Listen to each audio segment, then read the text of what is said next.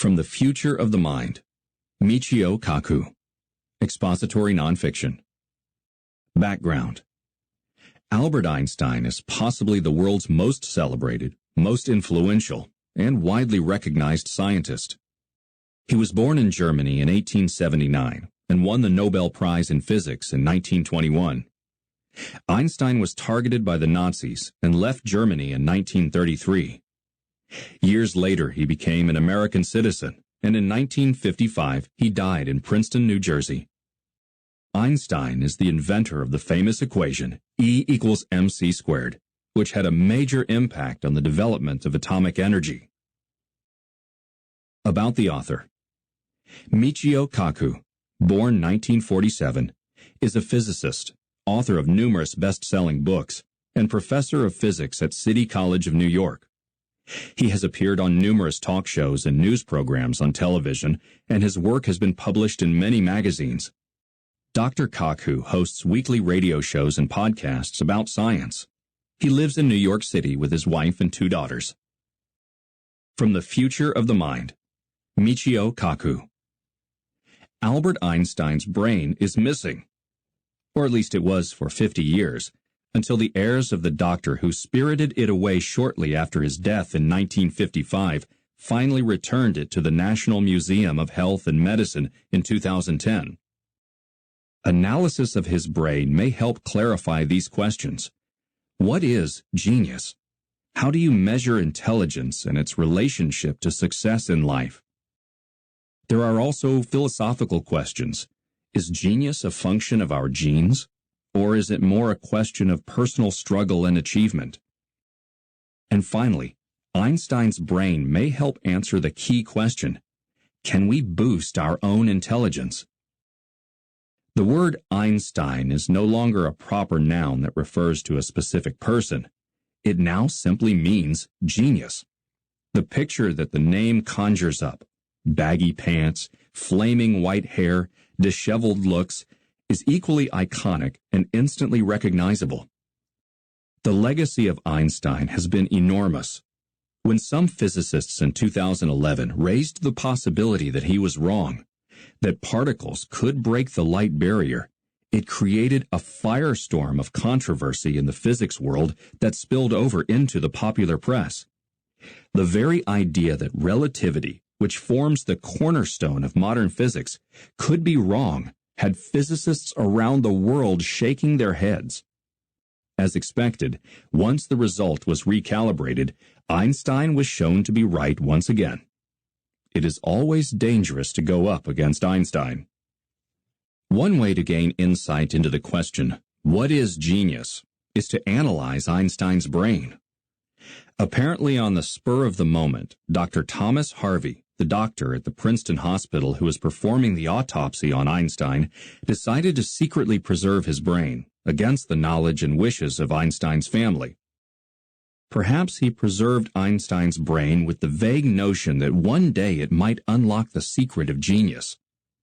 Perhaps he thought, like many others, that there was a peculiar part of Einstein's brain that was the seat of his vast intelligence. Brian Burrell, in his book Postcards from the Brain Museum, speculates that perhaps Dr. Harvey got caught up in the moment and was transfixed in the presence of greatness. What he quickly discovered was that he had bitten off more than he could chew. What happened to Einstein's brain after that sounds more like a comedy than a science story. Over the years, Dr. Harvey promised to publish his results of analyzing Einstein's brain. But he was no brain specialist and kept making excuses. For decades, the brain sat in 2 large mason jars filled with formaldehyde and placed in a cider box under a beer cooler. He had a technician slice the brain into 240 pieces, and on rare occasions he would mail a few to scientists who wanted to study them. Once, pieces were mailed to a scientist at Berkeley in a mayonnaise container. 40 years later, Dr. Harvey drove across the country in a Buick Skylark carrying Einstein's brain in a Tupperware container, hoping to return it to Einstein's granddaughter Evelyn. She refused to accept it. After Dr. Harvey's death in 2007, it was left to his heirs to properly donate his collection of slides and portions of Einstein's brain to science. The history of Einstein's brain is so unusual that a TV documentary was filmed about it. It should be pointed out that Einstein's brain was not the only one to be preserved for posterity. The brain of one of the greatest geniuses of mathematics, Carl Friedrich Gauss, often called the Prince of Mathematicians, was also preserved by a doctor a century earlier. Back then, the anatomy of the brain was largely unexplored, and no conclusions could be drawn other than the fact that it had unusually large convolutions, or folds. One might expect that Einstein's brain was far beyond an ordinary human's, that it must have been huge, perhaps with areas that were abnormally large. In fact, the opposite has been found. It is slightly smaller, not larger, than normal. Overall, Einstein's brain is quite ordinary. If a neurologist did not know that this was Einstein's brain, he probably would not give it a second thought. The only differences found in Einstein's brain were rather minor. A certain part of his brain, called the angular gyri, was larger than normal, with the inferior parietal regions of both hemispheres 15% wider than average. Notably, these parts of the brain are involved in abstract thought, in the manipulation of symbols, such as writing and mathematics, and in visual spatial processing. But his brain was still within the norm, so it is not clear whether the genius of Einstein lay in the organic structure of his brain or in the force of his personality, his outlook, and the times. In a biography that I once wrote of Einstein, titled Einstein's Cosmos, it was clear to me that certain features of his life were just as important as any anomaly in his brain. Perhaps Einstein himself said it best when he said, "I have no special talents. I am only passionately curious." In fact, Einstein would confess that he had to struggle with mathematics in his youth. To one group of school children, he once confided, "No matter what difficulties you may have with mathematics, mine were greater." So why was Einstein Einstein? First, Einstein spent most of his time thinking via thought experiments. He was a theoretical physicist, not an experimental one, so he was continually running sophisticated simulations of the future in his head.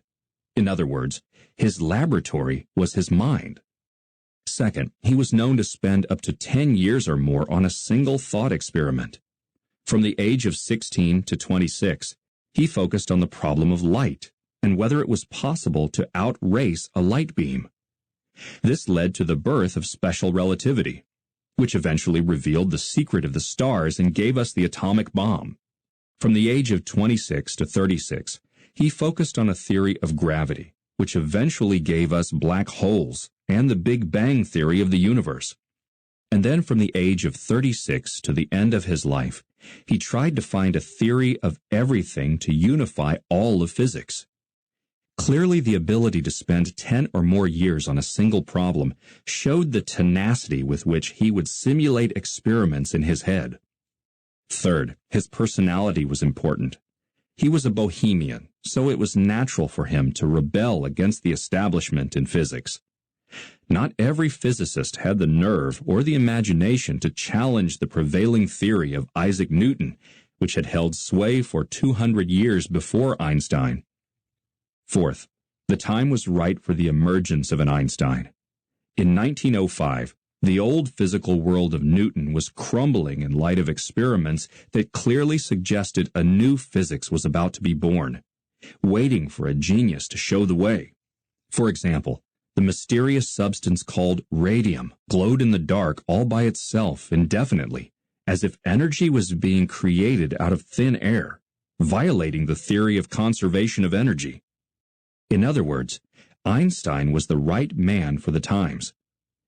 If somehow it becomes possible to clone Einstein from the cells in his preserved brain, I suspect that the clone would not be the next Einstein. The historic circumstances must also be right to create a genius. The point here is that genius is perhaps a combination of being born with certain mental abilities and also the determination and drive to achieve great things. The essence of Einstein's genius was probably his extraordinary ability to simulate the future through thought experiments, creating new physical principles via pictures. As Einstein himself once said, the true sign of intelligence is not knowledge, but imagination. And to Einstein, imagination meant shattering the boundaries of the known and entering the domain of the unknown. All of us are born with certain abilities that are programmed into our genes and the structure of our brains. That is the luck of the draw. But how we arrange our thoughts and experiences and simulate the future is something that is totally within our control. Charles Darwin himself once wrote, "I have always maintained that, excepting fools, men did not differ much in intellect, only in zeal and hard work." Can genius be learned? This rekindles the question, are geniuses made or born? How does the nature-nurture debate solve the mystery of intelligence? Can an ordinary person become a genius? Since brain cells are notoriously hard to grow, it was once thought that intelligence was fixed by the time we became young adults. But one thing is becoming increasingly clear with new brain research. The brain itself can change when it learns. Although brain cells are not being added in the cortex, the connections between neurons are changing every time a new task is learned. For example, scientists in 2011 analyzed the brains of London's famous taxicab drivers who have to laboriously memorize 25,000 streets in the dizzying maze that makes up modern London. It takes 3 to 4 years to prepare for this arduous test, and only half the trainees pass. Scientists at University College London studied the brains of these drivers before they took the test, and then tested them again 3 to 4 years afterward. Those trainees who passed the test had a larger volume of gray matter than before, in an area called the posterior and the anterior hippocampus. The hippocampus is where memories are processed. Curiously, tests also showed that these taxicab drivers scored less than normal on processing visual information, so perhaps there is a trade-off, a price to pay for learning this volume of information. The human brain remains plastic even in adult life, allowing it to adapt when we learn new tasks, says Eleanor McGuire of the Wellcome Trust, which funded the study. This offers encouragement for adults who want to learn new skills later in life.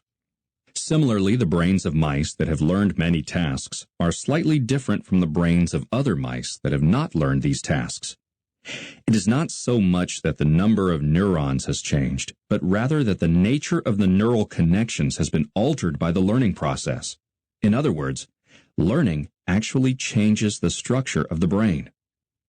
This raises the old adage, practice makes perfect. Canadian psychologist Dr. Donald Hebb discovered an important fact about the wiring of the brain. The more we exercise certain skills, the more certain pathways in our brains become reinforced, so the task becomes easier.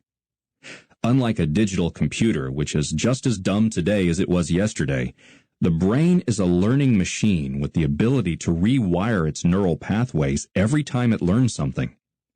This is a fundamental difference between a digital computer and the brain. This lesson applies not only to London taxicab drivers, but also to accomplished concert musicians as well. According to psychologist Dr. K. Anders Ericsson and colleagues, who studied master violinists at Berlin's Elite Academy of Music, top concert violinists could easily rack up 10,000 hours of grueling practice by the time they were 20 years old, practicing more than 30 hours per week.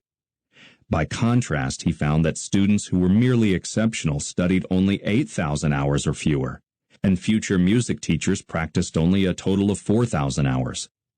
Neurologist Daniel Levitin says, the emerging picture from such studies is that 10,000 hours of practice is required to achieve the level of mastery associated with being a world-class expert in anything. In study after study of composers, basketball players, fiction writers, ice skaters, concert pianists, chess players, master criminals, and what have you. This number comes up again and again. Malcolm Gladwell, writing in the book Outliers, calls this the 10,000-hour rule.